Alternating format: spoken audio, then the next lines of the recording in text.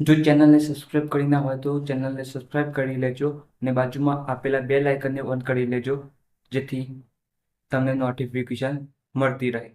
ત્યાર પછી Telegram channel અને ટેલિગ્રામ ગ્રુપને પણ જોઈન કરી લેજો, જેથી ટેલિગ્રામ ચેનલમાં તમને મટીરિયલને બધું મળતું રહેશે અને ટેલિગ્રામ ગ્રુપમાં તમારા કોઈ ક્વેશ્ચન અથવા કોઈ ક્વેરી હોય તો તમે મને પૂછી શકો છો અથવા જણાવી શકો છો.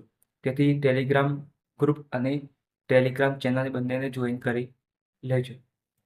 આજે આપણે બે એક્ઝામ્પલ જોવાના છીએ, ઉદાહરણ 3.7 અને સ્વાધ્યાય 3.7. હવે ઉદાહરણ 3.7ની રકમ છે, વિસ્ટન બ્રિજની 4 ભુજાઓને નીચે મુજબના અવરોધો છે. AB = 100 omega, BC = 10 omega, CD = 5 omega અને DA = 60 ઓમેગા આપેલા છે. 15 અવરોધ ધરાવતું ગેલ્વેનોમીટર VD વચ્ચે જોડેલું છે. જ્યારે એસીને સમાંતર સ્થિતિમાનનો તફાવત 10 વોલ્ટ જેટલો જાળવી રાખવામાં આવે ત્યારે ગેલ્વેનોમીટરમાંથી વહેતો પ્રવાહ ગણો. એટલે તમને આકૃતિના અંદર જે આપેલા છે અવરોધો એ આપેલા છે અને તમને શું કહ્યું છે, IG = ગેલ્વેનોમીટરમાંથી વહેતો પ્રવાહ શોધો.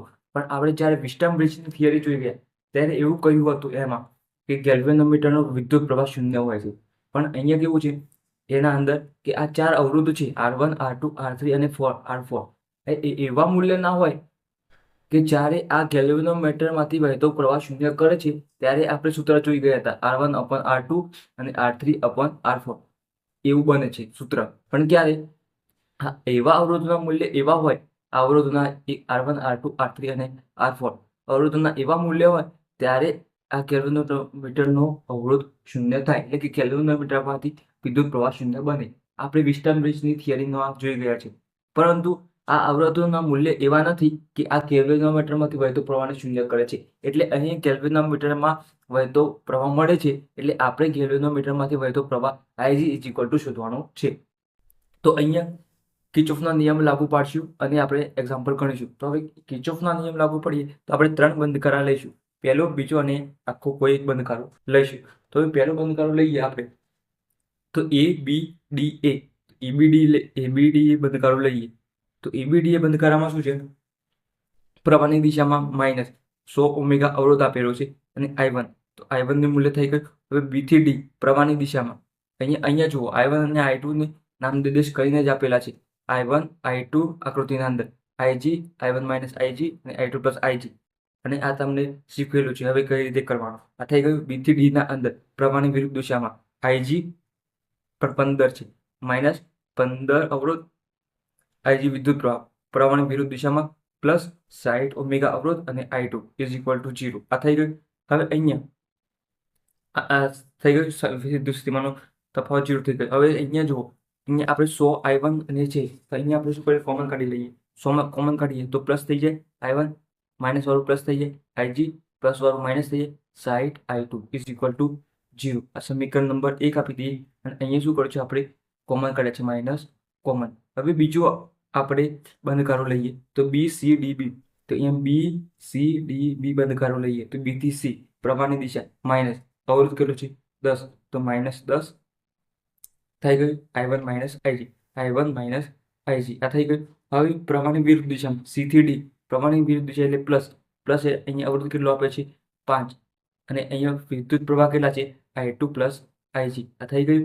હવે અહીંયા D થી B ગેલ્વેનોમીટર ને વિરુદ્ધ દિશામાં એટલે 15 અને IG, તો IG વિદ્યુત પ્રવાહ થઈ ગયું = 0. આ થઈ ગયું. હવે અહીં કૌંસ સ્વરૂપ આપેલું, સાદુરૂપ આપવાનું, તો 10 - 10 I1 અને -IG અને -10 બંનેનો ગુણાકાર થાય, કૌંસ સ્વરૂપ એટલે બંનેનો ગુણાકાર થાય.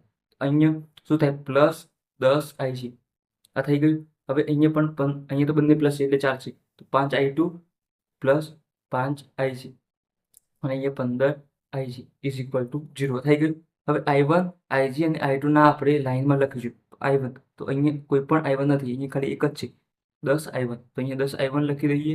ત્યાર પછી અહીંયા IG વાળું પર લખીએ, અહીંયા IG વાળું છે, તો 10 IG પછી 5 IG અને 15 IG, તો 15 ને 5 20 ને 10 30, તો અહીંયા કેટલા થયા, બધા પ્લસ છે તો 30 IG, અને I2 પણ અહીંયા 5 I2 છે એકલા, તો 5i2 ઇઝ ઇક્વલ ટુ 0. તો આ સમીકરણ નંબર 2 આપી દઈએ. હવે આપણે ડોપ લઈશું તો એમાં સરળતાથી થશે. અહીંયા માઇનસ, અહીંયા પ્લસ છે અને માઇનસ છે, તો અહીંયા આપણે કોમન એવું કાઢીશું નહીં. અહીંયા 10 વડે ગુણીશું એટલે 100 થઈ જશે ને i1 કેન્સલ થઈ જશે.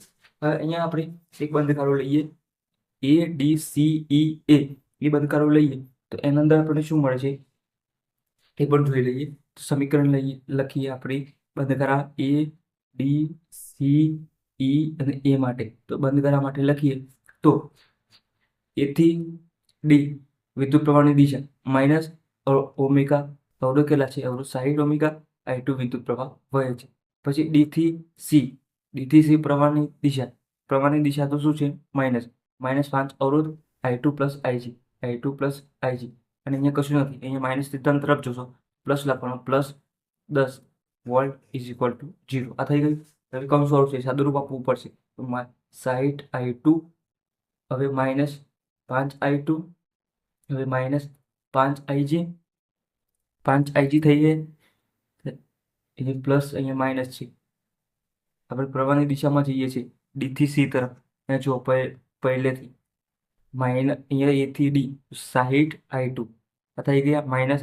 હવે અહીંયા -5i2 પ્લસ IG અને +10 ઇઝ ઇક્વલ ટુ 0. હવે 60, અહીંયા -60 -5i2 -5IG, અહીંયા +10 ઇઝ ઇક્વલ ટુ 0. આ થઈ ગયું. હવે અહીંયા તમારે i2 વાળું નજીક લખી દેવાનું. તો અહીંયા 60 ને 5 65, તો -65i2 અને અહીંયા કેટલા છે? -5IG +10 is equal to 0. આ થાય. હવે અહીંયાથી માઇનસ કોમન કાઢી લઈએ તો માઇનસ વાળું પ્લસ થયું, તો 65i2 માઇનસ વાળું પ્લસ, તો 5IG, હવે માઇનસ છે પ્લસ છે તો માઇનસ થઈ જાય, ઇઝ ઇક્વલ ટુ 0. આ થઈ ગયું. હવે આપણે સમીકરણની ડાબી બાજુ i1 i2 i3 અથવા IG વાળું રાખી છે. આ અહીંયા i1 નથી, આ જમણી બાજુ મોકલી દેવા. તો અહીંયા 65i2 પ્લસ 5IG માઇનસ પેલી બાજુ એટલે +10. આ થઈ ગયું. હવે આ તો થઈ ગયું. હવે આપણે અહીંયા જે સમીકરણ લખીશું એ i2 અને IG ના અંદર છે, પણ આપણે IG પહેલા લખી દઈએ. 5IG અને 65i2 ઇઝ ઇક્વલ ટુ 10. થઈ ગયા 10. તો સમીકરણ નંબર 3 આપી દઈએ. હવે અહીંયા જુઓ, IG અને i2 ના અંદર છે, તો અહીંયા i1 આપણે કેન્સલ કરી દઈએ, IG i2 ના અંદર મળી જાય સમીકરણ, તો તમને ફટાફટ જવાબ મળી રહેશે. તો હવે આપણે શું કરીશું? સમીકરણ 3 અહીંયા જુઓ, અહીંયા સમીકરણ 1 અને 2 ના અંદર સમીકરણ અહીંયા જુઓ, સમીકરણ 1 નહીં, 1 છે, આ સમીકરણ 1 છે અને અહીં સમીકરણ 2 છે. તો 2 ને આપણે 10 વડે ગુણીએ 100 આવી જાય. સમીકરણ 2 ને 10 વડે ગુણી, અહીંયા પ્લસ અને માઇનસ જ છે, તેથી સરવાળો કરવાનો. તો શું કરવાનું? 1 + 2. આ થઈ ગયું. તો 1 + 2 કરીએ, સમીકરણ 2 ની 10 વડે ગુણો, 1 + 2, તો આપણે એક સમીકરણ લખી દઈએ તો પણ ચાલે. સૌથી પહેલા તો અહીંયા 10 100 છે, 100i1 + 15IG -60i2 is equal to 0. આ થઈ ગયું. 60i2 is equal to 0.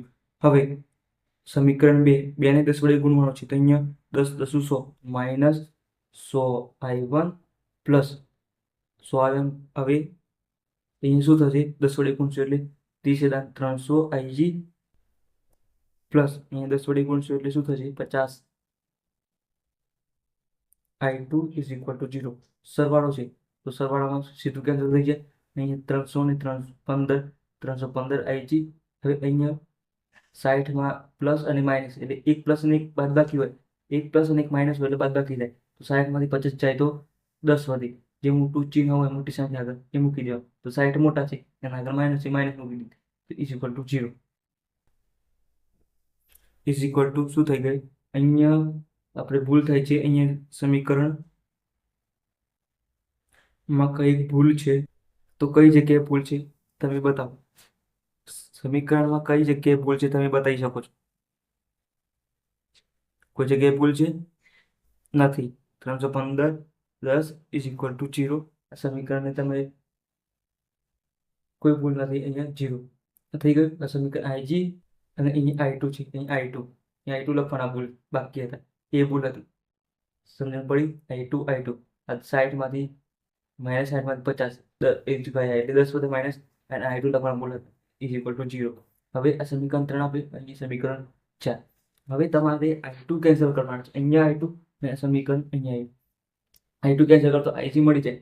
તો હવે અહીંયા I2 કેન્સલ કરવા જઈએ તો અહીંયા જુઓ, અહીંયા 650 છે, અહીં 65 છે, તો 10 વડે ગુણો 650 બની જાય. અહીંયા કેટલા છે? 10 છે, અને 65 વડે ગુણો તો 650 બની જાય.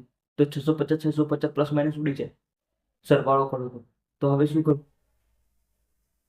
સમીકરણ 3 ગુણ્યા કરવાના, 3 ને કેટલા? 10 વડે ગુણવાના, 10 વડે ગુણી દીધે. હવે સમીકરણ 4 ને કેટલા વડે ગુણવાના? સમીકરણ 4 છે, 4 ને તો અહીંયા 65 વડે ગુણવાના, ગુણ્યા 65. અને શું કરવાનું? 3 પ્લસ 4 કરી દેવા. તો અહીંયા સમીકરણ 3 ને કેટલા વડે ગુણવાના છે?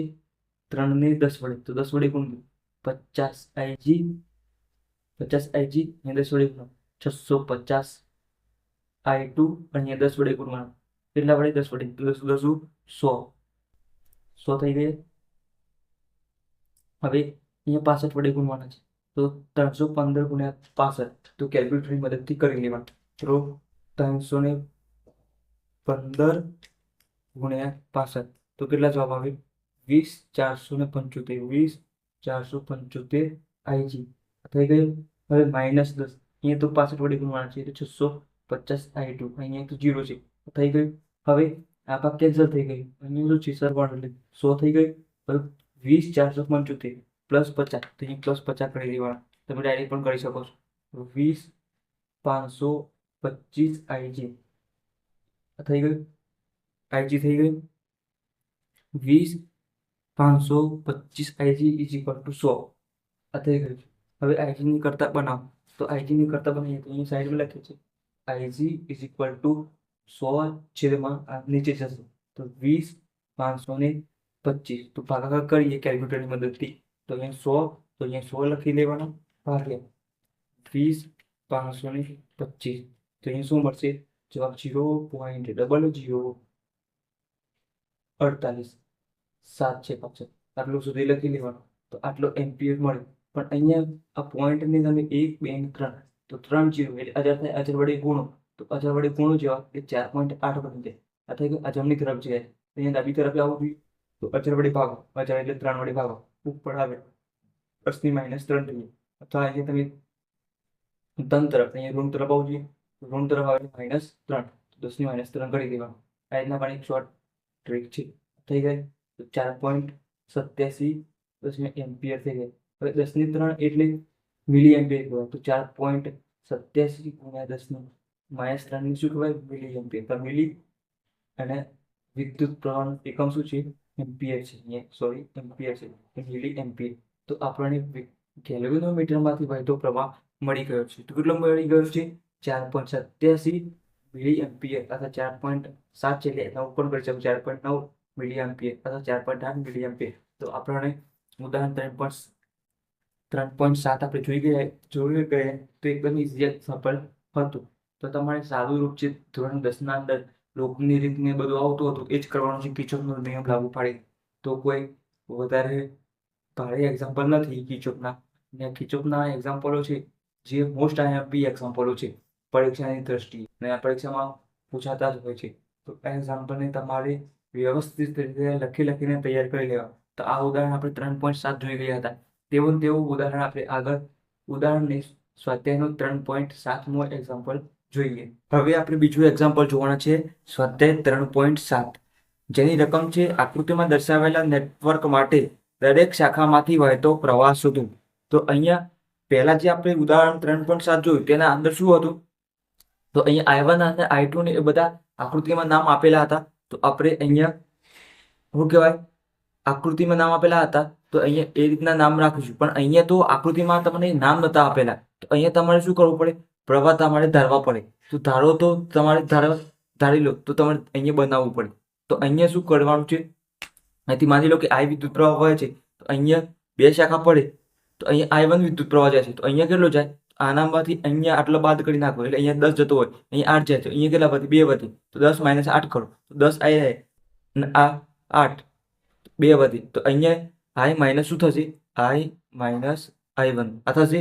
ત્યાર પછી અહીંયા આ શાખા પડી, અહીંયા વિદ્યુત પ્રવાહ પસાર થાય છે તો અહીંયા I1 નામ આપી દીધું. તો અહીંયા પણ તમારે નામ આપવું પડે, બે શાખા પાડી છે એટલે તમારે I2 નામ આપવા પડે. અહીંયા કેટલો વિદ્યુત પ્રવાહ પસાર થાય? તો અહીંયા I માંથી અહીંયા I2 જતો રહ્યો તો અહીંયા કેટલો વધે? તો આના અંદરથી જેટલો વિદ્યુત પ્રવાહ અહીંયા જતો રહ્યો એટલો બાદ વધે. તો અહીંયા તમારે શું લખી લેવાનું? I1 minus I2. હવે અહીંયા I માઇનસ I1 વિદ્યુત પ્રવાહ વધે તો અહીંયા બે શાખા ભેગી થાય છે તો અહીંયા વિદ્યુત પ્રવાહ કેટલો મળશે?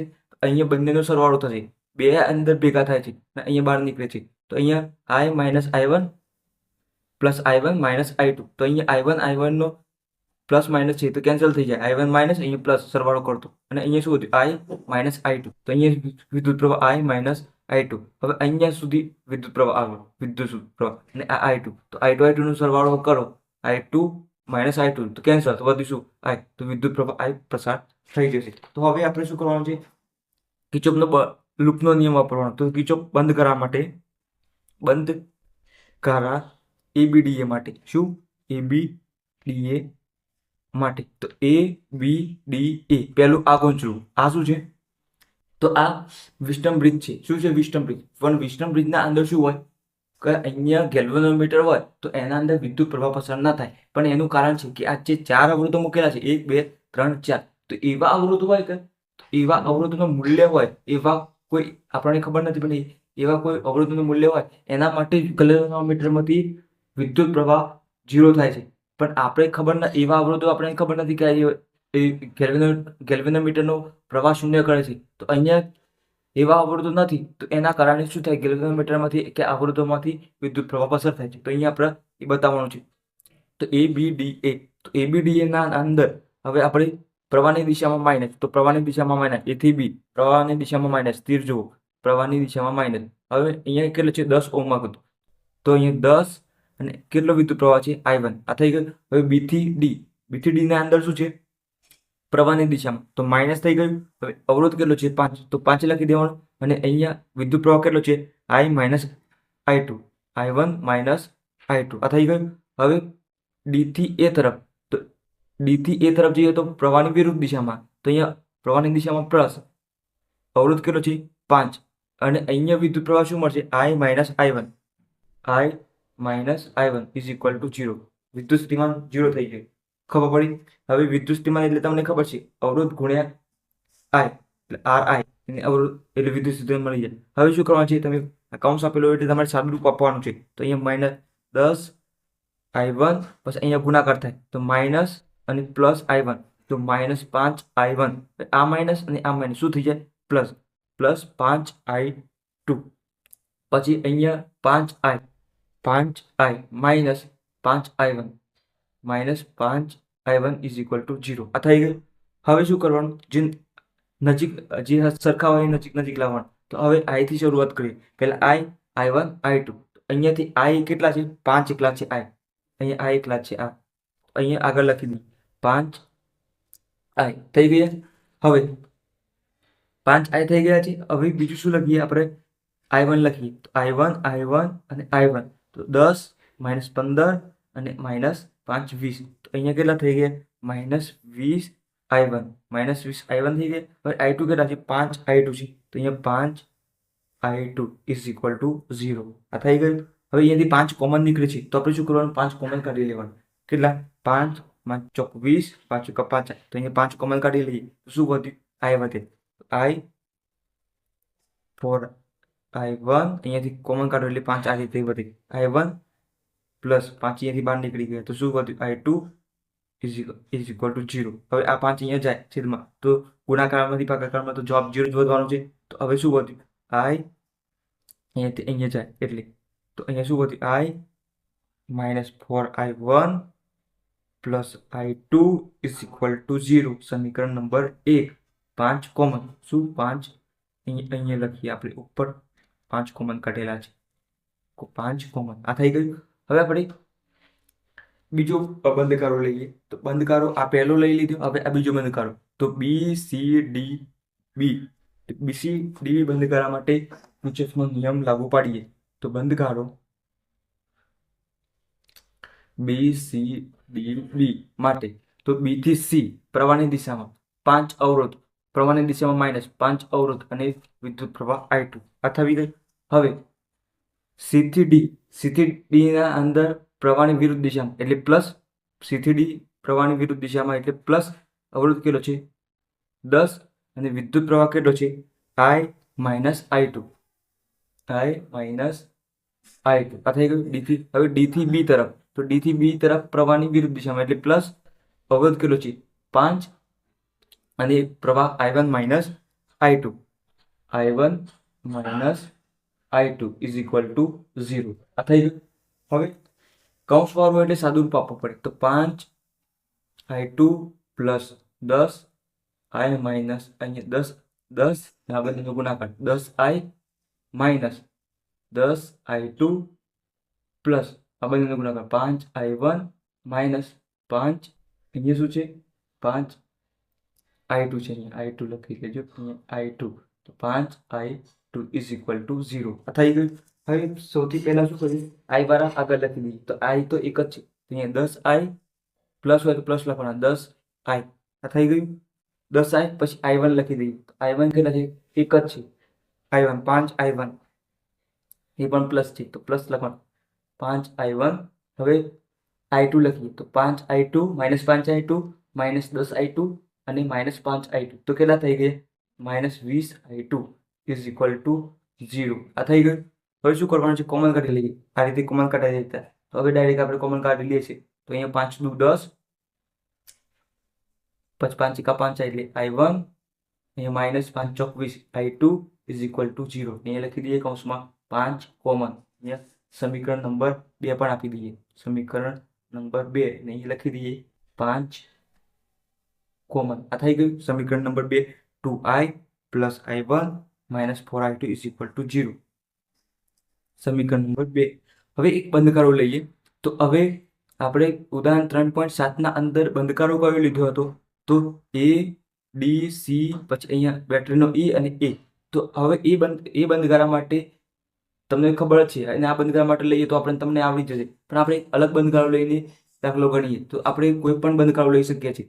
આખો બંધગારો આવવો જોઈએ તો A B C E બેટરીનો અને એ બંધગારા માટે લખી તો અહીંયા બંધગારા A B C E અને A આ બંધગારા માટે કિર્ચોફનો નિયમ લાગુ પડી. A થી B પ્રવાહની દિશામાં માઇનસ અને અવરોધ 10 છે, 10 અને વિદ્યુત પ્રવાહ I1 છે I1. હવે A થી B પૂરું થઈ ગયું. હવે B થી C ના અંદર પ્રવાહની દિશામાં માઇનસ, અવરોધ કેટલો છે 5 અને વિદ્યુત પ્રવાહ I2. જંકશન પડે એટલે તમારે વિદ્યુત પ્રવાહ બતાવવા પડે. I1 લઈ લીધો હોય તો I1 પછી I2 I3 કરવા પડે અથવા I -I1 પણ કરવા પડે. I1 આવી ગયા હોય તો I3 I4 કરવા પડે. તો રીતના તમારે શોધવા પડે.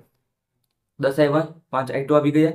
હવે અહીંયાથી કંઈ છે નહીં, અહીંયા વિદ્યુત બેટરી છે તો બેટરી તમે કઈ તરફથી ચાલશો ઋણથી ધન તરફ તો આપણે અહીંયા ધન મૂકીશું ધન 10. હવે અહીંયા અવરોધ કેટલો છે અવરોધ 10 છે પ્રવાહની દિશામાં તો અહીંયા શું આવશે માઇનસ આવશે, માઇનસ અવરોધ 10 અને વિદ્યુત પ્રવાહ કયો વહે છે અહીંયા આ ભાગના અંદર A થી C ના અંદર I વિદ્યુત પ્રવાહ વહે છે તો I ઇઝ ઇક્વલ ટુ 0 આ થઈ ગયું.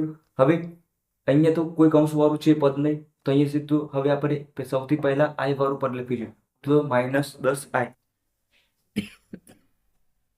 -10I લખી દીધા. માઇનસ વાળું પદ છે તો માઇનસ વાળું પદ છે તો એ માઇનસ હોય તો માઇનસ લખવાનું, પ્લસ હોય તો પ્લસ લખવાનું. અહીંયા આપણે પ્લસ લખતા નથી એનું કારણ છે કે અહીંયા પ્લસ છે તો અહીંયા આગળ પ્લસ ના લખે તો પણ ચાલે આગળ પહેલા સંખ્યા માટે, એટલે માટે નથી લખતા. પણ અહીંયા 10I કયું છે માઇનસ છે તો ઋણ લખવું પડે ફરજિયાત. I વાળું આવી ગયું. હવે I1 અને I2 લખીએ તો I1 લખીએ તો -10I I1 I2 લખીએ તો -5I2 અને 10 + 10 એમને લખી દઈએ આ થઈ ગયું.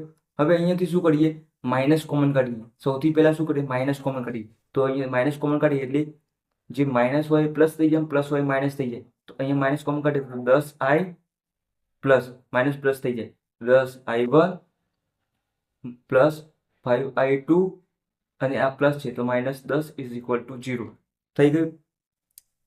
હવે અહીંયાથી કોમન કાઢવાના છે તો અહીંયાથી શું કરીએ, 5 કોમન કાઢી લઈએ.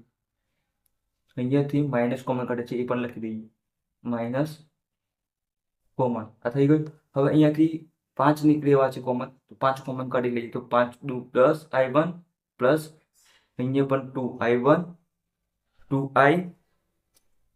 2i1.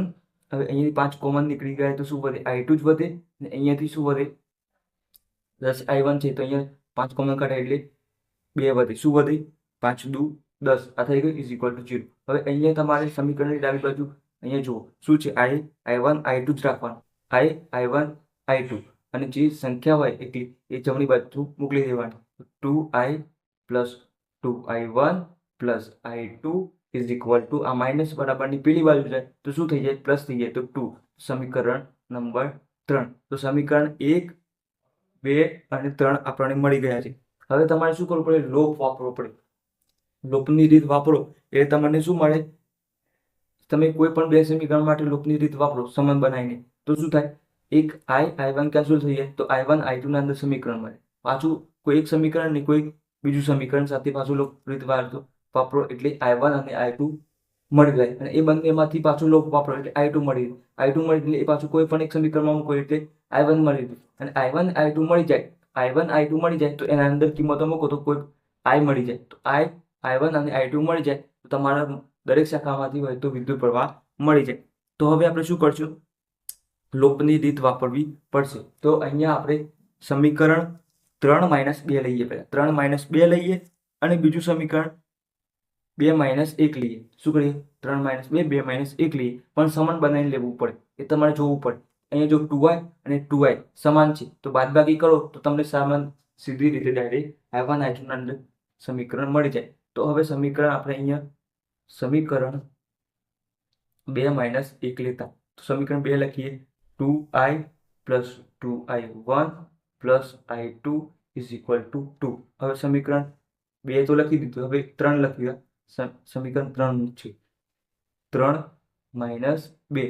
તો અહીંયા 3 લખી દીધું, હવે 2 લખી દઈએ. તો અહીંયા 2i plus i1 minus 4i2 is equal to 0. હવે બાદબાકી કરું છું એટલે જે નીચે વાળું જે સમીકરણ લખેલું હોય એના અંદર ચિહ્નમાં ફેરફાર થાય. એ ચિહ્ન તમારે અહીંયા જો બાદબાકી કરો એટલે તમે આડી લખ્યું હોય તો શું થાય, અહીંયા 2 પ્લસ કૌંસમાં 2 હોય તો આ પ્લસ છે તો 2 + 2 થાય. પણ આવું હોય 2 અને આ સમીકરણ તમે આડું લખો તો અહીંયા કેવું થઈ જાય, તો 2 પ્લસ આ ખાલી ઉદાહરણ આપું છું અહીંયા, અને અહીંયા -2 હોય તો આ જુઓ, આ ભલે અહીંયા સંખ્યા આ સંખ્યા અહીંયા પ્લસ છે અહીંયા માઇનસ છે તો પણ શું થાય, 2 - 2 થઈ જાય. આ જો પ્લસ છે, સંખ્યા પ્લસ છે પણ શું થઈ જાય, માઇનસ થઈ જાય. એવી રીતે અહીંયા જો અંદર કોઈ સંખ્યા માઇનસ છે તો માઇનસ શું થાય, પ્લસ થઈ જાય. તો અહીંયા કોઈ સંખ્યા માઇનસ હોય તો શું થાય, પ્લસ થાય. બાદબાકીમાં ચિહ્ન બદલાઈ જાય એટલું તમારે યાદ રાખવાનું. નીચેવાળા સમીકરણમાં પ્લસ હોય તો માઇનસ થઈ જાય, પ્લસ હોય તો માઇનસ થઈ જાય, માઇનસ હોય તો પ્લસ થઈ જાય. હવે તમારે બાદબાકી કરવાની. શું કરવાનું, બાદબાકી. તો અહીંયા જો આ પ્લસ અને નીચે માઇનસ તો આ કેન્સલ થઈ ગયું. તો શું વધ્યું, અહીંયા 2 અને આ માઇનસ i1 તો શું વધ્યું, 2 માંથી એક i1 જતું રહે તો i1 વધ્યું. શું વધ્યું, i1. અને અહીંયા માઇનસ હતા એ શું થયા, +4 i2 અને i2 તો કેટલા, 5i2 ઇઝ ઇક્વલ ટુ 0.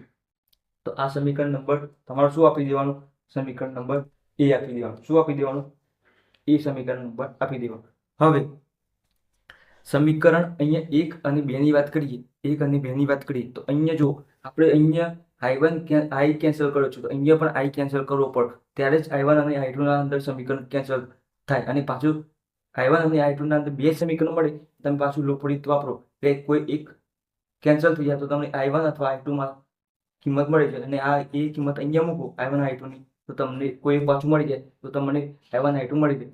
તો હવે અહીંયા 2 છે તો અહીંયા 2 લાવવા પડે તો આ સમીકરણને 2 વડે ગુણવા પડે. શું કરવું પડે, સમીકરણ અહીંયા લખું છું ડાયરેક્ટ. તો અહીંયા સમીકરણ 1 ગુણ્યા 2 પછી 2 - 1. શું કરવાનું છે, સમીકરણ 2 - 1 આ થઈ ગયું. હવે એકને 2 - 1 કરવાનું છે, તો આપણે સમીકરણ 2 પહેલા લખી દઈએ છીએ.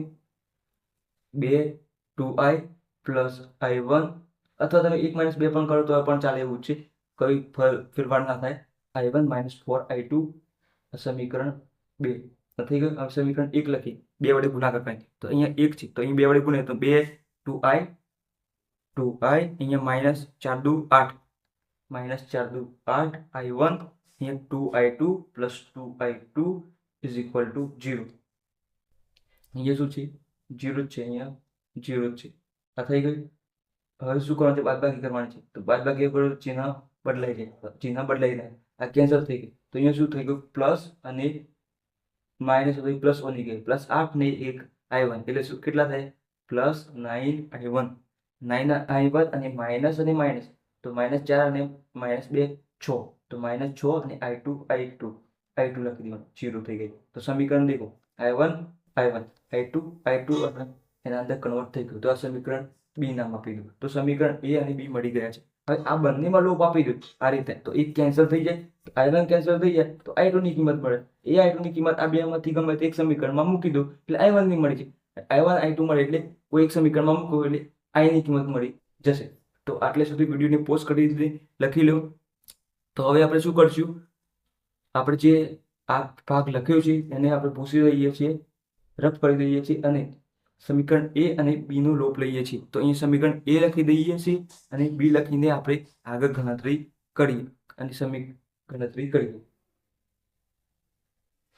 હવે અહીંયા સમીકરણ એ અને બી લખી તો દીધા છે, પણ અહીંયા બી ના અંદર જો કોમન નીકળે છે 3 3 9 અને 3 દુ 6, તો અહીંયા 3 3 9 એટલે i1 અને 3 દુ 6 એટલે 6i 2i2 is equal to 0. તો સમીકરણ બી આને નામ આપી દેવું. શું કરવાનું? હવે સમીકરણ બી એ અને બી મળી ગયા છે. તો હવે શું કરશું? આપણે લોપ લઈશું. લોપ લેવાનો છે એટલે i1 કેન્સલ કરી દઈએ. i1 તો અહીંયા 3 છે, તો અહીંયા 3 લાવવા પડે. સમીકરણ એ ને શું કરો? સમીકરણ એ ને 3 વડે ગુણી a - b કરો અથવા b - a કરો પણ ચાલે. આપણે શું કરવું છે? b - a કરો છે તો અહીં a - b કરીએ, તો a - b કરીએ એટલે તમને સમજણ પડી જશે. અહીંયા a - b લેતા, તો અહીંયા 3 વડે ગુણવાનું છે, તો અહીંયા 3i1 પછી 3 5 15 i2 ઇઝ ઇક્વલ ટુ 0. આ સમીકરણ એ વાળો ભાગ હતો, એ વાળો. હવે બી વાળો ભાગ લખી દઈએ, તો બી નીચે વાળું છે 3i1 - 2i2 is equal to 0. આ થઈ ગયું. હવે એ મેળવ્યું હતું બાદબાકી કરીને સમીકરણ 3 - 2 કરીને, ત્યારે આપણે જે બાદબાકી કરી એના અંદર સમીકરણ 3 ના અંદર અહીંયા બરાબર કરીને 2 હતા અને નીચે સમીકરણ 2 ના અંદર 0 હતો, તો અહીંયા 2 લખવાના હતા. એ આપણે સમીકરણ 2 ના અંદર 2 લખી નથી, તો એ તમે સુધારી લેજો. શું કરજો? સુધારી લેજો. તો અહીંયા 2 લખવાના છે, તો અહીંયા શું આવશે? 2 આવશે. એ તમે સુધારી લેજો. હવે આગળ આપણે જોઈએ તો બાદબાકી કરવાની છે. અહીંયા 0 માટે તો કશું આવશે નહીં એટલે ચાલશે. તો હવે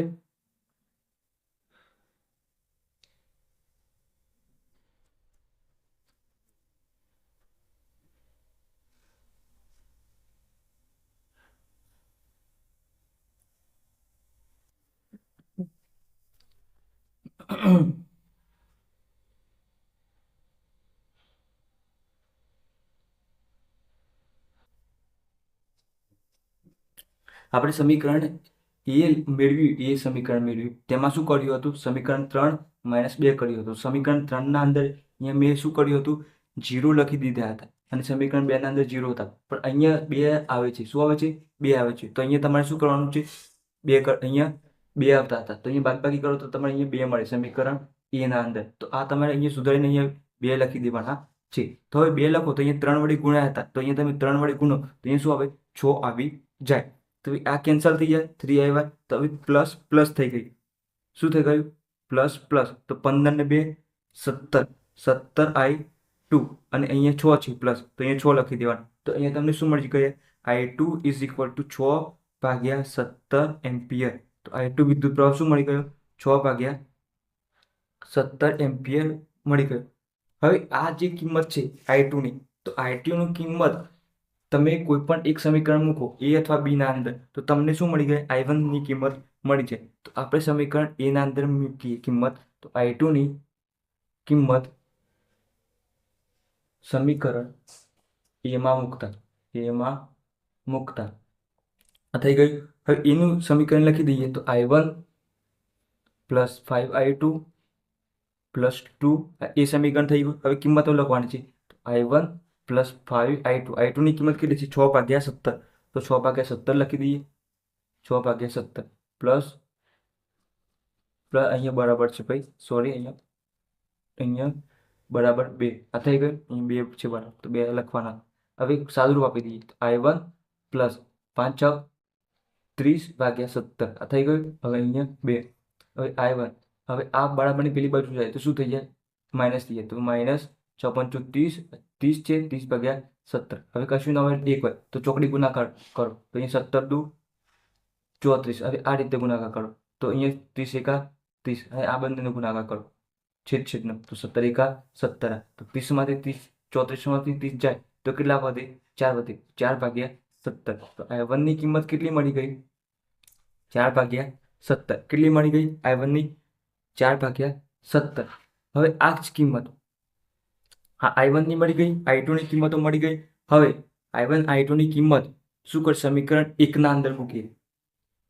I1 I2 ની કિંમત સમીકરણ 1 માં મૂકતા આ થઈ ગયું.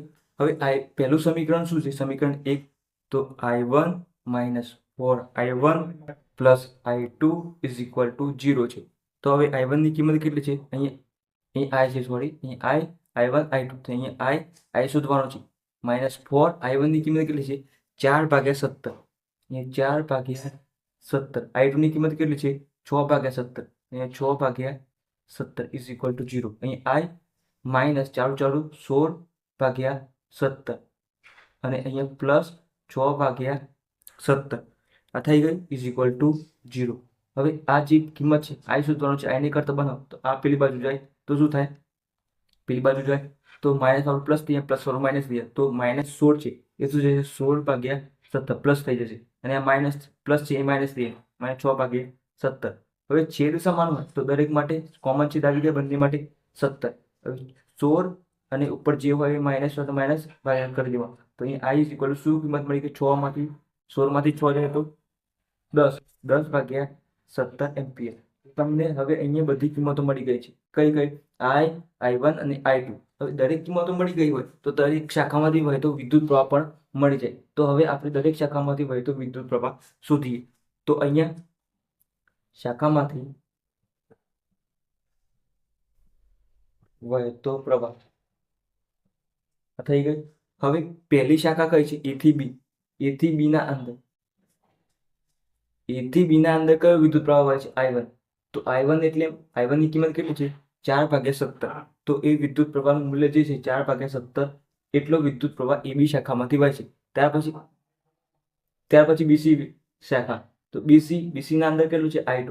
I2 નું મૂલ્ય શું છે? 6/17. તો 6/17 વિદ્યુત પ્રવાહ વહેશે BC માંથી. હવે CD ના અંદર, તો CD ના અંદર જુઓ, અહીંયા I1 I2 હતા પણ CD ના અંદર I - I2 છે. CD ના અંદર છે I - I2.